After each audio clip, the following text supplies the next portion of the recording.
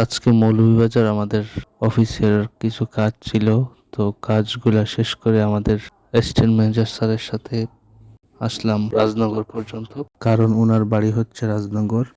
তো আস্তে আস্তে স্যারের সাথে অনেক কথা হলো, কর্মজীবনের অনেক স্মৃতি, অনেক কিছু আমার সাথে শেয়ার করলেন।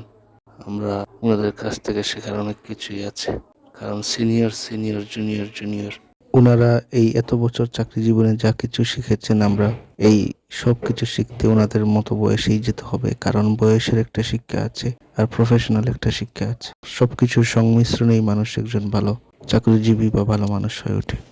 তো আসার পর কুলাউড়াতে আমি নামলাম। নেমে আমার হঠাৎ ক্ষুধা লাগলো।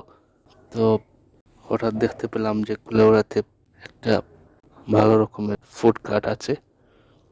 সেখানে দেখতে পেলাম মোমো তৈরি করছেন ওনারা। তো আমি মোমো খাওয়ার ইচ্ছা পোষণ করলাম। তো মোমো আমি কখনো খাইনি, আগে অনেক দেখেছি ফেসবুকে, ইউটিউবে, তাই ইচ্ছে করলাম যে দেখি খাওয়া যায় কিনা বা খেতে কেমন। তো শীতের দিন মোমো খাওয়ার একটা বেস্ট সময়, যেহেতু এই খাবারগুলা হিমালয়ের দেশ নেপাল বা ওই দিক দিয়ে খুবই জনপ্রিয়।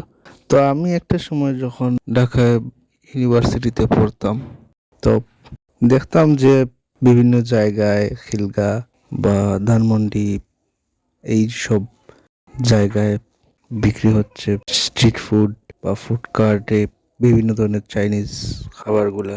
আমাদের এই থানা শহরগুলোতে তখন এগুলোর ছিটে ফোটাও ছিল না। এখন আমাদের যুব সমাজ অনেক সচেতন, শহর কিংবা গ্রাম সব জায়গায় মানুষ আত্মসচেতন।